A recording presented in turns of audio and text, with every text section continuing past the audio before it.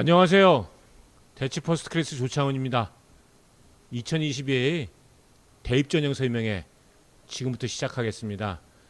제가 그동안 쭉 오프라인에서만 설명회를 했는데 이 온라인 설명회를 처음 해보니까 좀 익숙하지 않은 면들이 있을 것 같습니다.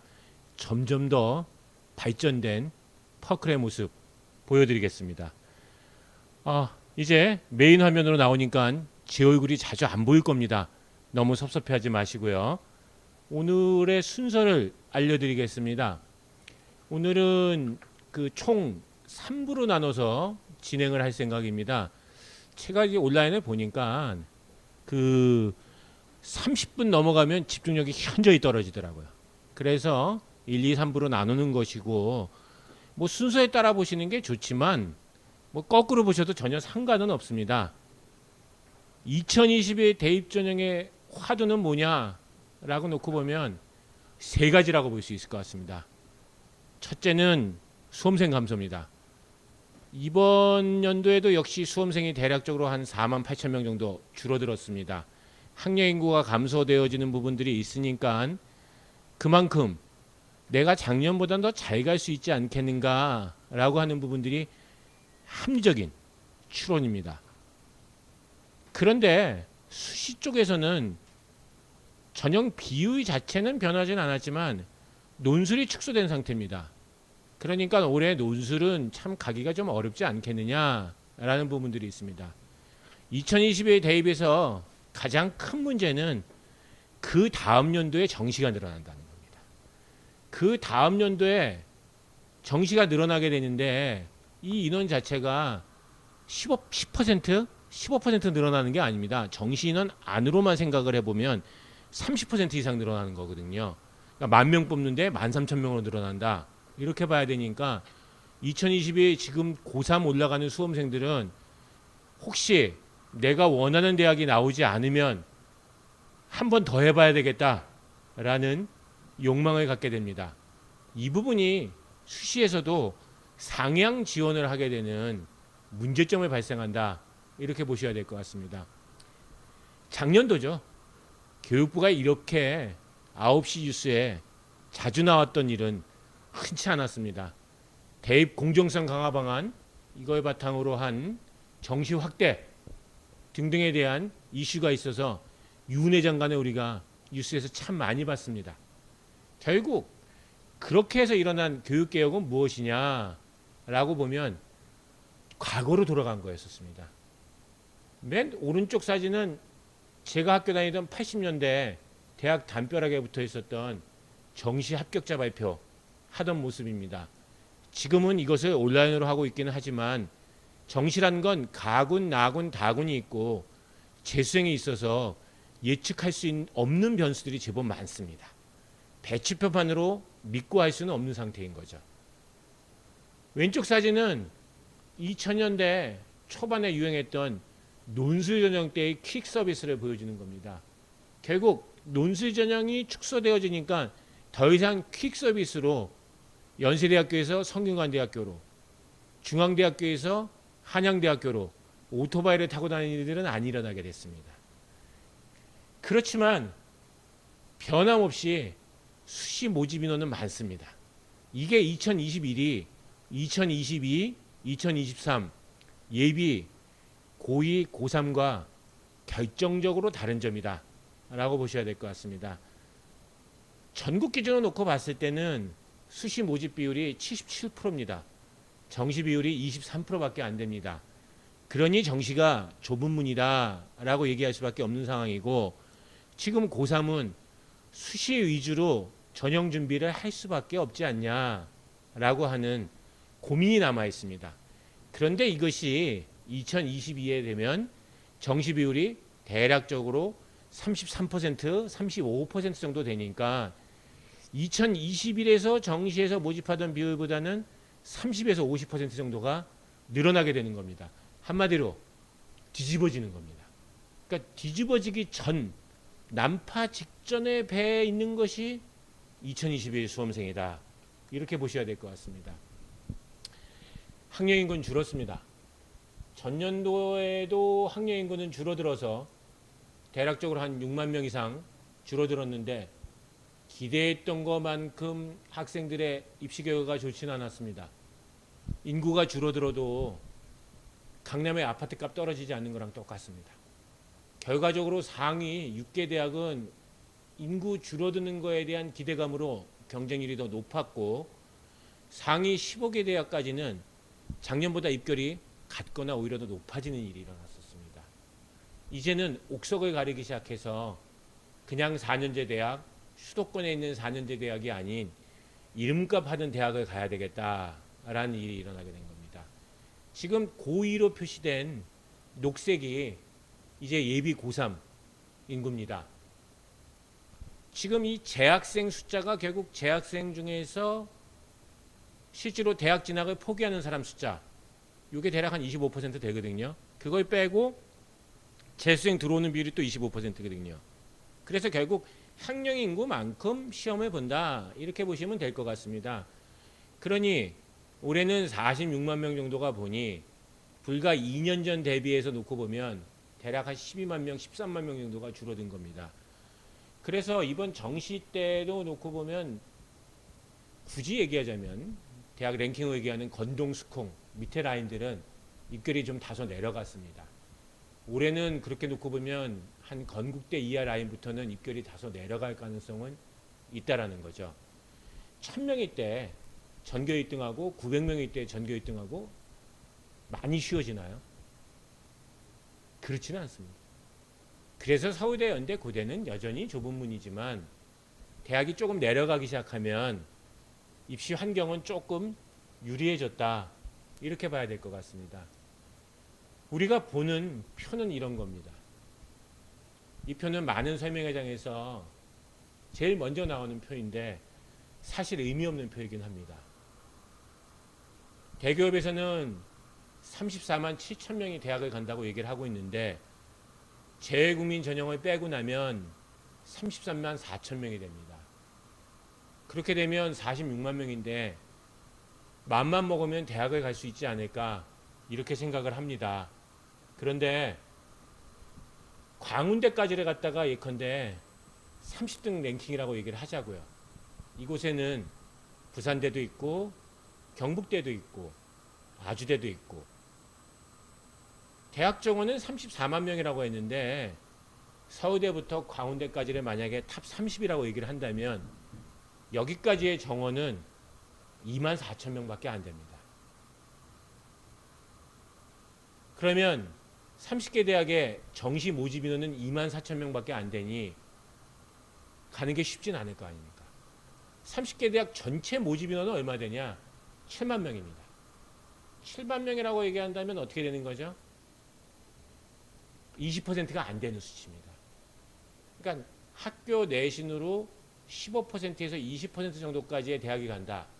한 반에서 6명 정도가 간다, 이렇게 봐야 될 것 같습니다. 실제로 서울의 4년제 대학 진학률은 강남, 서초구 이런 쪽으로 오게 되면 40% 정도 나옵니다. 한 반에서 12명 정도가 가는 거고 그 40% 안에서 또다시 반수하는 숫자를 생각해 보면 결국 그 해에 대학을 가는 인원이 20%, 반에서 6등 정도밖에 안 되는 상황이 되지 않나 라고 봐서 결국 아직은 좁은 문이다. 결국 내가 가는 대학은 전국에 180개 대학이 아닌 불과 30개 대학밖에 안 되기 때문에 그런 겁니다. 30개 대학을 우리가 예컨대 건동, 수콩까지로 넣게 되면 인원은 참 많이 줄어들게 되죠. 나는 그렇게까지 넣지 말고 한 50개 대학으로 늘려서 충북대학교를 가도 되고 삼육대학교를 가도 됩니다. 라고 해봤자 11만 명 나옵니다. 아까 4년제 대학 모집 인원 34만 7천 명하고는 차이가 많이 나는 거죠. 30% 정도 수준밖에 안 된다, 이렇게 봐야 될 것 같습니다. 정시 인원으로 더해보면 불과 3만 8천 명밖에 안 됩니다. 그래서 대학 가기 어렵다, 이 소리 나오게 되는 겁니다. 그렇다면 우리가 결국 대학 입시는 어떻게 되겠냐? 학생부 종합전형을 하든 정시 수능을 하든 논술을 하든 줄 세우기라는 것이 없을 수는 없다. 이렇게 봐야 될 것 같습니다. 우리가 학생부 종합전형에서 가장 중요하게 평가하는 게 결국은 뭘까요? 내신이죠. 그렇다면 내신이란 건 뭡니까? 같은 학교 학생들끼리 경쟁하는 거 아닙니까? 그렇기 때문에 정성적 평가하고 잠재 역량을 평가하고 사회 역량을 평가한다고 해도 여전히 상대평가입니다. 같은 학교 학생들끼리 경쟁하는 내신이 학생부 종합전형에서 굉장히 크게 비중을 차지하고 있다고 봐야 되죠. 그런데 같은 학교 학생들끼리만 경쟁하는 것은 아니고 같은 학과 지원생들끼리 경쟁하는 거죠. 그러니까 학생부 종합전형이라는 건 두 가지 팩터가 있는 거예요. 첫 번째는 같은 학교 학생들끼리의 상대평가로서의 내신이 필요한 상황이 되는 거고, 두 번째로는 같은 학과 지원생들이 얼마나 되냐에 따라서 다른 문제가 되죠.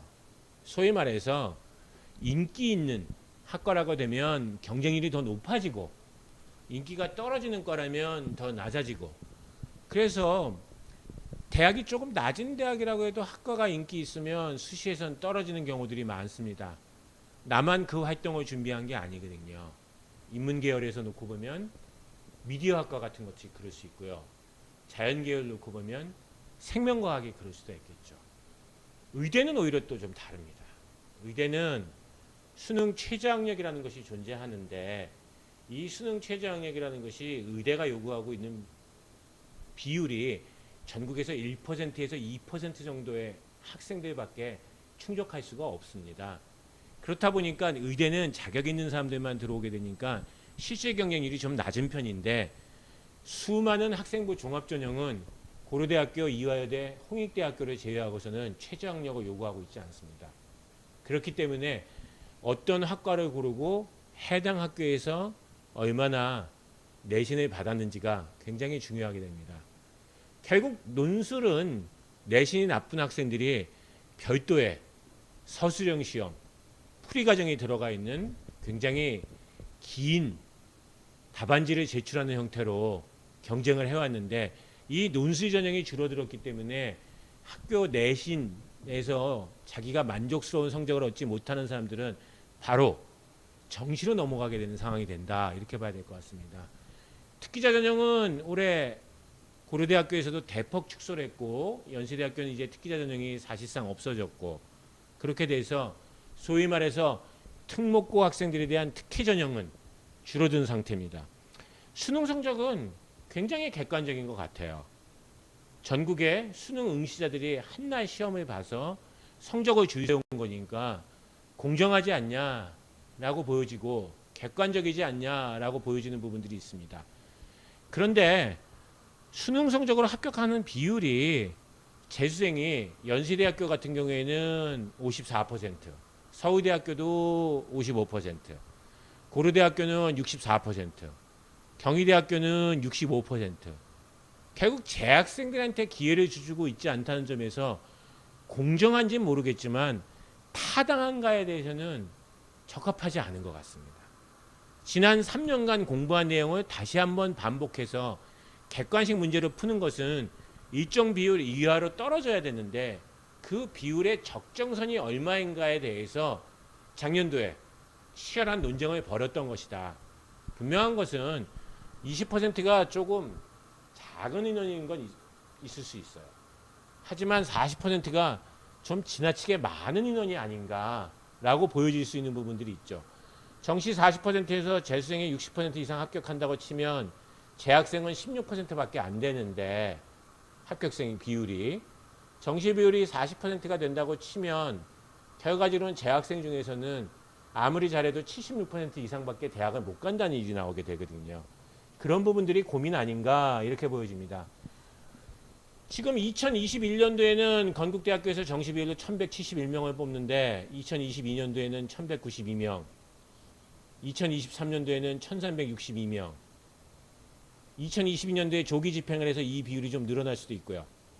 그렇게 놓고 보면 결과적으로는 2022와 2023을 통하여서 소위 말하는 상위권 대학에서 정시 인원이 늘어나는 것이 5,600명입니다.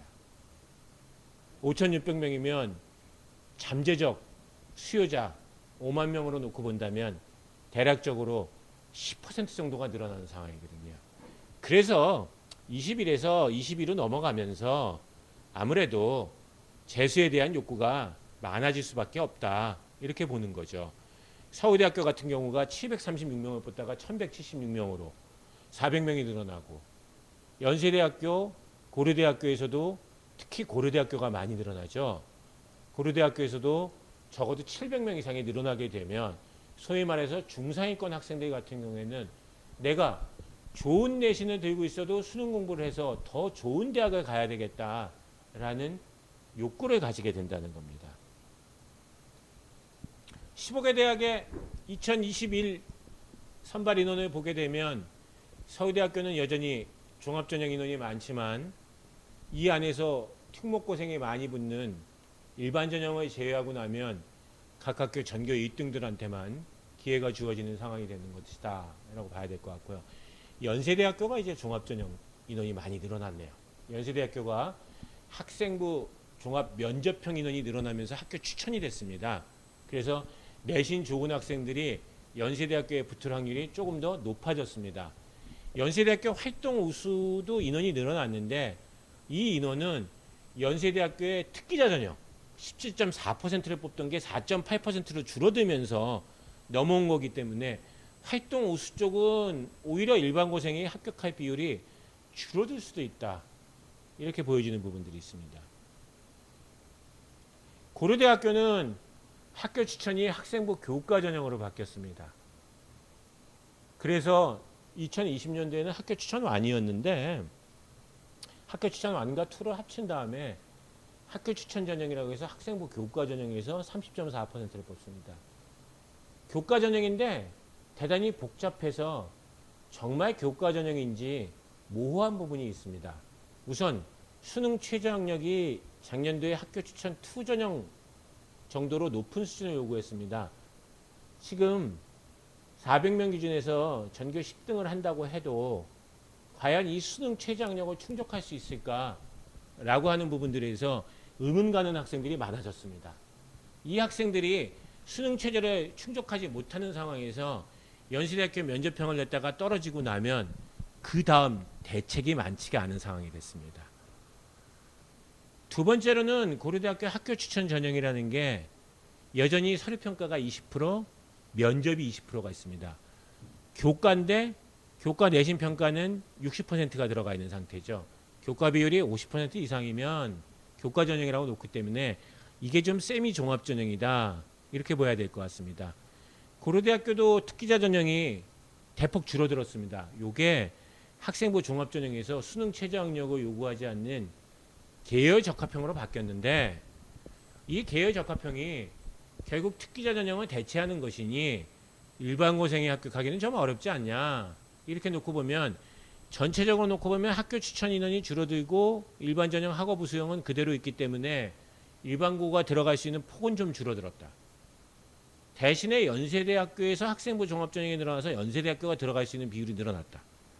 그러면 연고대를 합쳐놓고 봤을 때는 지원군의 풀, 합격군의 풀은 비슷한 형태가 되어졌다. 이렇게 봐야 될 것 같습니다. 서강대학교랑 성균관대학교, 한양대학교, 이화여대, 중앙대, 경희대, 작년도랑 비율의 변화가 없습니다. 그렇기 때문에 어떻게 되겠습니까? 작년도 입결 정도로 판정하시면 되지 않을까 싶은 생각이 들고요. 특히 뭐 서강대학교, 성균관대학교, 한양대학교 같은 곳은 재작년과도 변화가 없기 때문에 하던 대로 하시면 되는 상황이다. 이렇게 보셔야 될 것 같습니다. 서강대 같은 경우에는 이름만 바꿨다. 작년도에는 학업평이라고 부르던 걸 올해는 2차로 이런 형태로 이름만 좀 바뀌었다라고 보시면 될 것 같습니다. 외대 같은 경우에는 작년도보다 좀 늘어났죠. 특기자 전형이 없어지면서 이것이 서류형에 추가가 됐고 면접형은 신설한 형태가 되어졌습니다.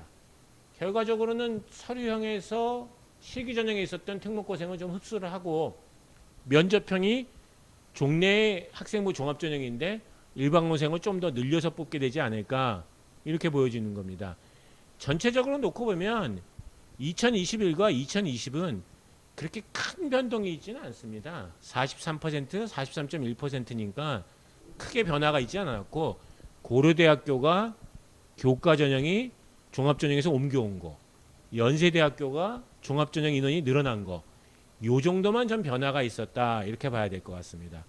논술 쪽은 많이 줄었죠. 15.2, 13.4, 12% 지속적으로 줄어드는 상태고, 특히 올해 연세대학교가 논술 전형 인원이 많이 줄었기 때문에 연세대 논술에 붙기가 참 어렵다. 그러면 이게 풍선 효과를 일으켜서 성균관대학교, 서강대학교를 갔을 때도 붙기가 좀 어렵게 된다라고 하는 부분들이 고민이 되는 자리다라고 봐야 될 것 같습니다. 정시 비율은 연세대학교, 고려대학교, 심지어는 서울대학교도 소폭 늘어났습니다. 그렇지만 소위 말해서 그 상위 15개 대학에서 정시 인원이 늘어난 비율은 불과 1.3% 정도밖에 안 된다.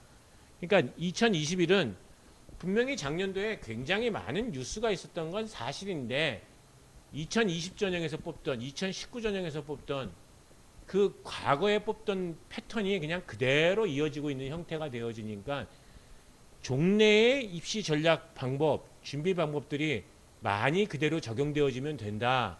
이렇게 보셔야 될 것 같습니다. 이 PDF 파일은 저희 밴드에 동일하게 올라갑니다. 그러니까 이 설명을 들으면서 맞춰보셔도 되지만 찬찬히 다시 보셔도 상관은 없습니다. 그래서 지금 2020년도에 수시 비율이 70.9%, 2021년도에 69%, 정시 비율이 29.1%, 31%, 각 대학별로 변동하는 것들에 대해서는 자신이 관심을 갖고 있는 대학들에 대해서 찾아보시면 되고, 요 비율은 앞에 비율하고는 다른 건 상위 15개 대학에서 좀 더 늘려봤죠. 국민대학교, 숭실대학교 이런 데들이 좀 추가적으로 더 늘어난 형태의 모습이다 라고 보시면 될 것 같습니다. 요거는 뭐 많이들 소개가 됐으니 잘 아시는 내용들일 텐데, 올해 수능 쪽에서 바뀐 가장 큰 부분은 자연계열에서 기하 벡터가 없어졌다는 게 이제 가장 크죠. 그러니 뭐가 어렵게 나겠습니까? 미적분이 어렵게 나오죠. 그러니까 수능으로 준비를 하는 걸로 놓고 볼 때는 미적분 준비를 더 많이 해야 된다라고 보는 거고, 이게 내년도에 재수를 염두에 둔다면 자연계열 학생들 같은 경우에는 올해는 수능 시험에 있었던 확률과 통계가 없어집니다. 확률과 통계가 올해도 문과 이과가 같이 시험을 보는 과목입니다. 그러니까 상대적으로 확률과 통계가 좀 쉬울 것이다 라고 놓고 보고, 미적분 쪽을 집중적으로 공부하는 것이 좀 필요한 상황이 되지 않겠느냐 이렇게 보는 겁니다. 인문계열 같은 경우에는 2021과 2022가 변화가 없습니다. 바꿔 말하면 재수하기 굉장히 쉽다는 얘기가 됩니다.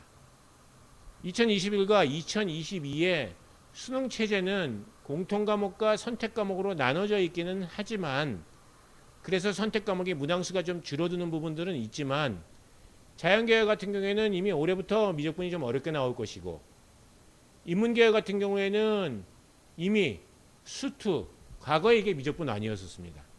이게 여기만 해도 이미 힘들기 때문에 추가적으로 뭐 확률과 통계 쪽에서 그렇게 대단히 어렵게 나올 것이다, 이렇게 보기는 좀 어렵습니다. 이미 올해 입시에서 보면 대학들이 고교 유형별 합격자 내신들을 공개를 하고 있습니다. 이것이 2022년도 이후부터는 의무적이기 때문에, 그래서 올해부터 이미 전체 내신이 예컨대 2.5인데 일반 공고 내신만 따로 띄워놓으면 2.0이고, 특목고들은 뭐 합격자 내신이 뭐 3등급 대 중반이고, 이런 공개들이 지금 다 되고 있습니다.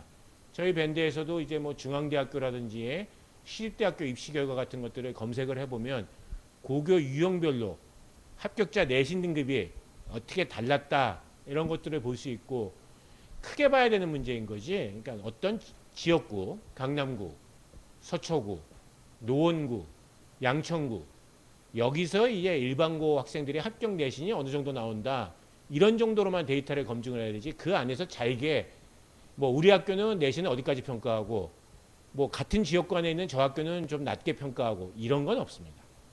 그렇게까지 세밀하게 고교 유형별로 평가하지는 않고요. 결과적으로는 학생의 역량을 평가하는 거기 때문에 해당 지역 정도로만 구분을 해서 되어지는 부분들이 있고, 이런 건 설명회 장에서 말씀드리긴 좀 그런 것 같고요.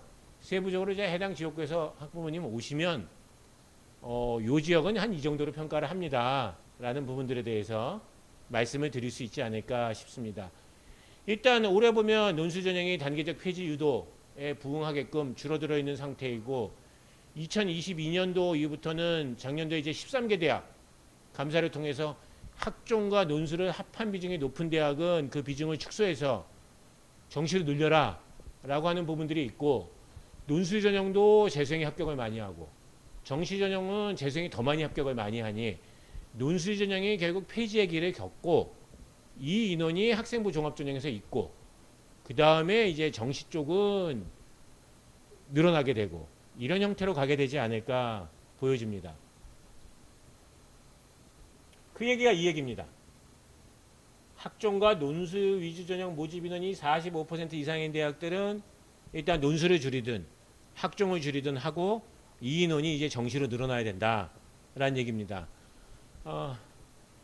이제 와서 석 달이 지난 다음에 전국 대학 입학처장들이 성명서를 내면서 자소서 폐지하고 수능 늘어나는 것이 바람직하지 못하다, 뭐 이런 식에 대한 아주 미세한 미미한 반항들을 보이던데, 이건 그러니까 2022, 2023은 결국 정부 방침대로 가게 되고, 이제 중학교 3학년에 올라가는 2024는 새 정부 교육정책에 따라서 움직이게 되니까 또 다른 지도가 만들어질 수도 있다 정도로 보셔야 되는 거 아니겠는가라는 생각이 들어지고, 그러니까 중학교 3학년 이하는 또다시 심란해지는 일들이 일어나게 될 것이다 라고 보고, 저도 제 아들이 중3이어서 면밀하게 보고 모니터링하고 변화되는 상황들은 밴드에 올리도록 하겠습니다.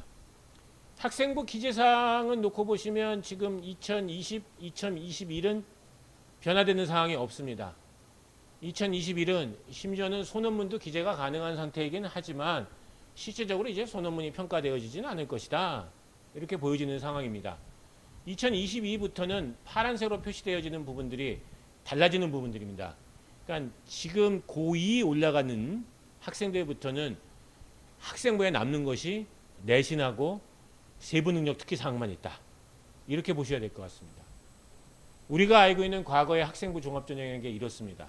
학교 내신 성적을 받고 교내 수상실적과 교내 동아리, 교내 자유동아리, 각종 프로그램 성취 경험을 받고, 그 다음에 세부능력 특기사항과 소논문이라고 평가되는 걸로 해서 학습 경험, 지식의 폭과 깊이를 받고, 그 다음에 외부 활동들 같은 걸 넣는 건 개인적 특성들을 받고, 지원학과의 전공 적합성과 관련된 부분들을 진로활동, 자율활동, 그 다음에 관련 과목 세특들에 넣고, 자기소개서를 통해서 나만의 스토리도 넣고, 이렇게 됐습니다.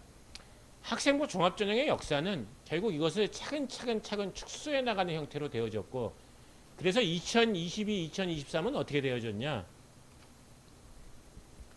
이것만 남게 됐습니다. 그래서 뭐만 남게 된 것이냐?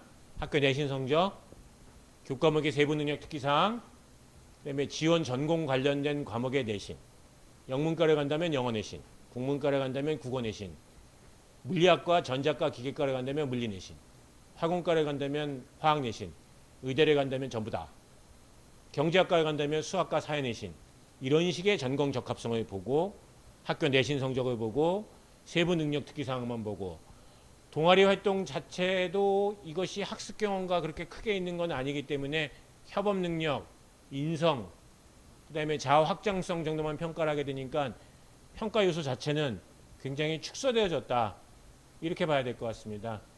기재 동아리 개수를 제한을 하고 간단한 설명만 하는 형태가 되어졌고, 봉사활동도 시간만 남는 상태가 되어졌으니 드디어 학부모와 수험생은 제가 어떤 봉사를 해야 되나요? 라는 거에 대해서는 물어보지 않아도 되는 상황이 됐습니다. 그런데 그럼 이게 2022부터 적용이 돼요. 그럼 지금 고3은 다를까요? 지금 고3도 같다고 봐야 돼요.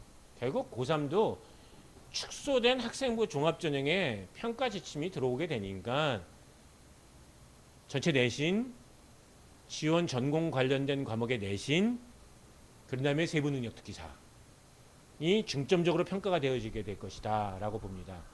많은 학부모들과 수험생들의 오해가 진로희망 쓰는 거 있잖아요. 학생부에 나오는 거. 거기다 내가 어떤 직업을 썼냐. 그걸 대단히 중요하게 생각하는데 대학은 사실 직업으로서의 진로에 대한 관심에 그렇게 크게 의미를 두지를 않습니다. 영화 쪽에 일을 한다고 할 때 그게 사회학과를 나와도 하는 일이고 철학과를 나와도 하는 일이고 국문과를 나와도 하는 일인 거고 아나운서를 한다고 할 때 그게 어떤 학과를 나온다고 달라지겠습니까? 자연계열 쪽에서 놓고 보면 이게 과목 간에 융합이 되어지는 부분이 되게 많습니다. 컴퓨터라는 건 생명정보학이니까 생명과학과에서도 필요한 거고 계산화학이라고 해서 화학 쪽에서도 필요한 거기 때문에 컴퓨터 쪽을 했다 해서 꼭 반드시 컴퓨터학과를 가야 된다 이런 뜻도 아니거든요. 그러니까 결과적으로는 해당 지원 학과가 요구하는 관련 과목의 내신이 어떻게 나오고 그쪽에서 직업을 염두에 두지 않고 알아보기 위해서 노력했던 활동들, 교과 활동들이 어떻게 되어지냐 이런 부분들이 학생부 종합전형에서 가장 높게 평가받는 부분들이다 이렇게 봐야 될 것 같습니다. 교육과정은 개정이 됐어요. 교육과정 개정된 걸 지금 2022 전형부터 적용하고 있지만 문이과 통합이라는 건 거짓말이죠. 사실 수능에서도 나눠서 보고 있고 2022 이후에도 과탐 필수, 그 다음에 뭐 미적분 필수 이런 형태로 통해서 대학이 전공이 바뀌지 않았는데 고등학교에서 문이과 통합 수업이라는 건 의미가 없습니다. 그러니까 그런 것들은 과거에 나눠져 있던 칸막이가 있던 것들을 그대로 적용된다라고 보시면 될 것 같습니다. 자연계열 같은 경우에 고민이 그거죠.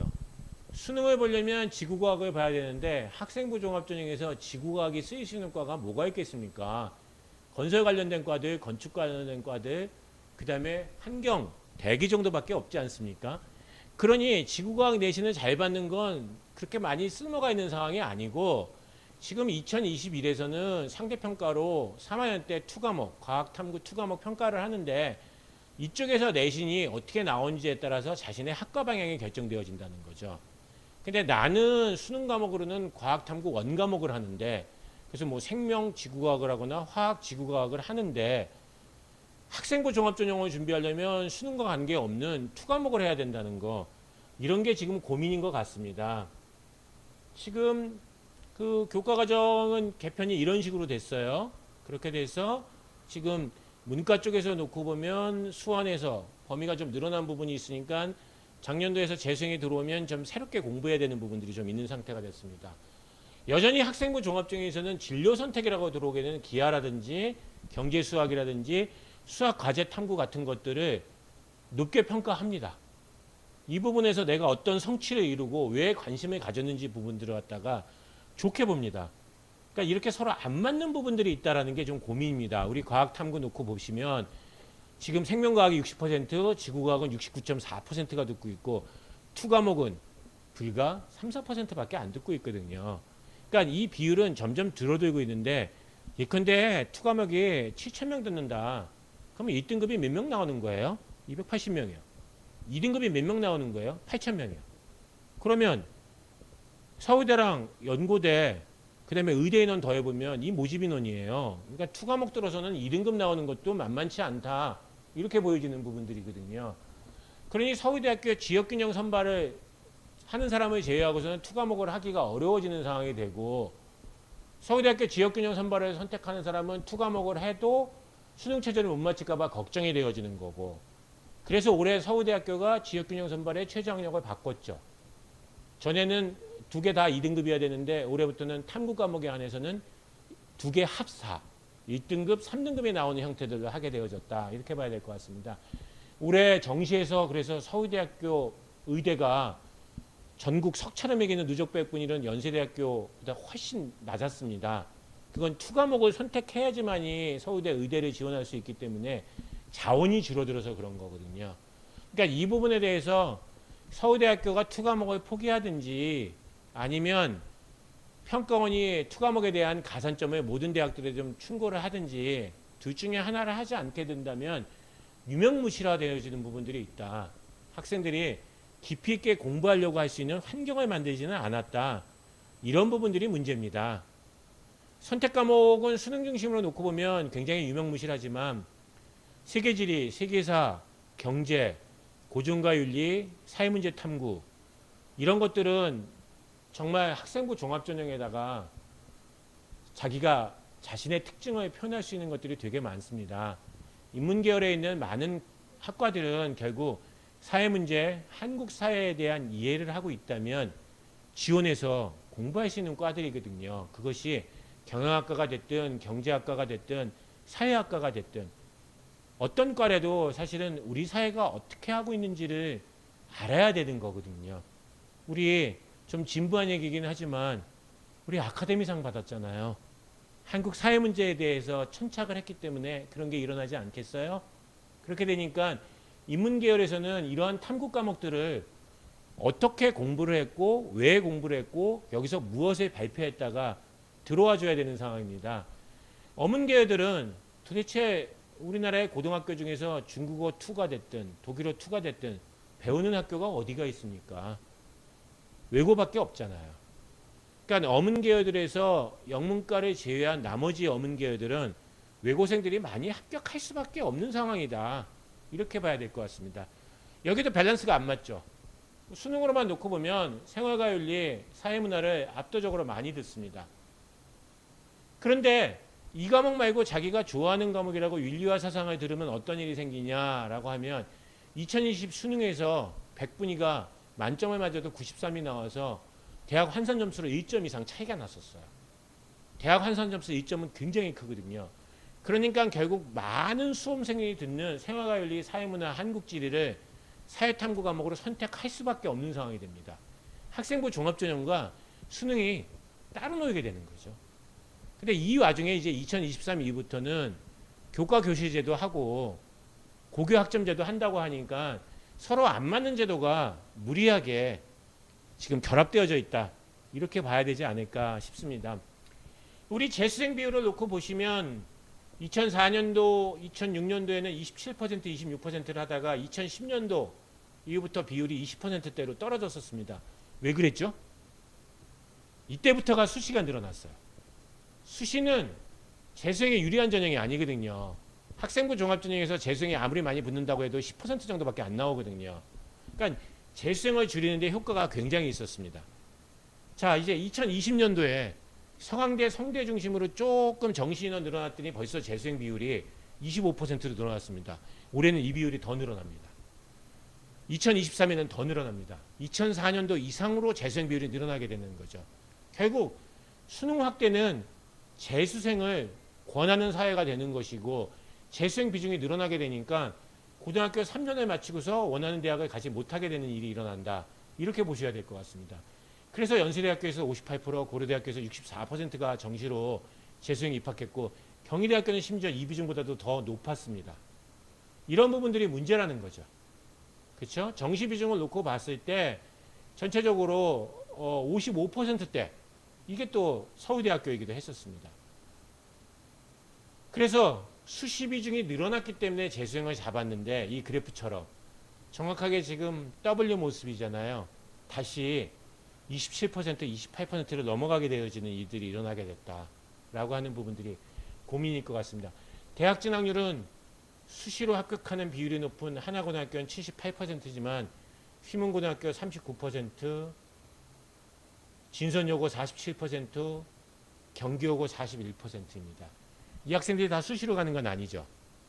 그러니까 해당 학교에서 수시로 비율 합격하는 학생들이 한 18% 정도 되거든요.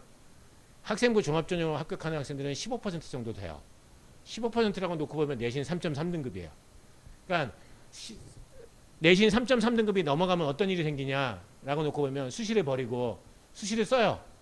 쓰는데 굉장히 높은 데를 써요. 그리고 다 떨어지고 결국 정시를 해요. 근데 정시를 하게 되면 수시로 2년 반 동안 준비를 했었기 때문에 수능 준비가 잘 안 돼 있잖아요. 그러니까 점수가 잘 안 나와요. 그리고 3월 모의고사, 6월 모의고사는 원래 재수생이 안 들어왔기 때문에 등급이 높게 나왔던 거였거든요. 재수생 합격 비중이 55%였다는 얘기는 뭐겠어요? 내가 수능 등급에서 나오는 거 갖다가 정확하게 반 자르면 되는 거예요. 1등급 4%가 아니고 1등급은 2%까지였다. 이렇게 봐야 되는 거고 2등급이 10%가 아니고 2등급이 5%까지였다. 이렇게 봐야 된다는 거예요. 그러니까 모의고사에서 1등급 맞은 학생이 2등급까지는 맞는다. 이렇게 생각을 해야 되는 거거든요. 그러니까 3월 모의고사 대비해서는 재학생들이 등급 떨어지는 비율이 중상위권 쪽에서는 한 80% 이상 나와요. 그러면 이 학생들이 결국 재수를 하게 되는 거예요. 그러니까 정시는 예상하지 못했던 게 아니고 예상한 걸로 잘 안 나오게 돼 있는 거예요. 그러니 대학 진학률이 40%대 밖에 안 나오게 되는 거고 수시 지원이 20% 미만, 학생부 종합전형이 15% 미만 이렇게 나오게 되는 겁니다. 이 표는 뭐 자세히 설명 안 드릴게요. 재수생들이 이렇게 성적이 잘 나온다 이런 얘기들입니다. 그래서 1등급에서 80%, 2등급에서 81.9%, 3등급에서 86.8% 정도만이 재학생이 응시 대비해서 효과가 나타날 수 있는 정도라고 보여진다는 거예요.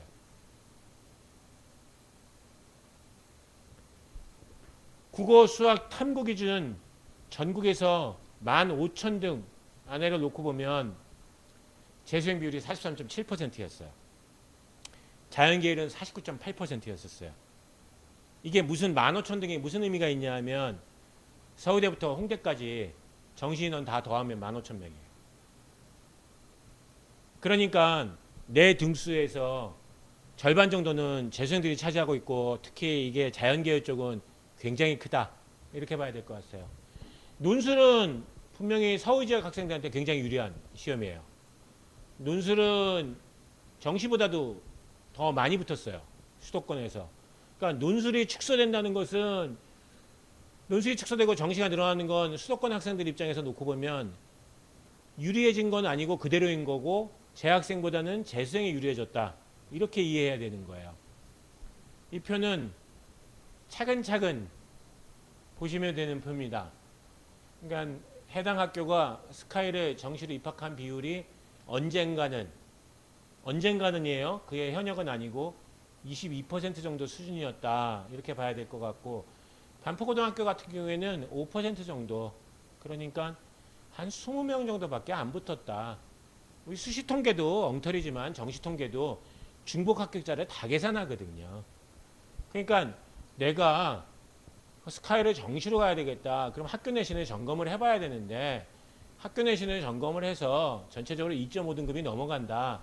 그러면 재수를 했을 때도 그렇게까지 크게 성공할 수 있는 학교는 몇 군데 없다. 정도로 이해하시면 될 것 같습니다.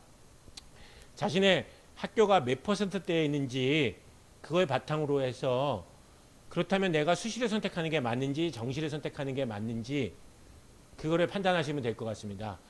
고려대학교가 지금 재학생 4%가 학교 추천을 받을 수 있으니까 여기서 4%라고 평가를 받고 있는 곳들 서라벌고등학교, 영신여고, 이화여고, 동성고, 경희고등학교 같은 경우에는 학교 추천을 받아서 지원하는 것이 정시로 가는 것보다는 더 유리한 그룹들이다 라고 이해하시면 될 것 같습니다. 그래서 그 부분들에 대해서 이제 수능 시뮬레이션을 돌려볼 생각입니다. 그것은 좀 이제 오래 했으니까 피곤하시잖아요. 그러니까 잠깐 끊었다가 2부에서부터 그걸 하도록 하겠습니다. 고맙습니다.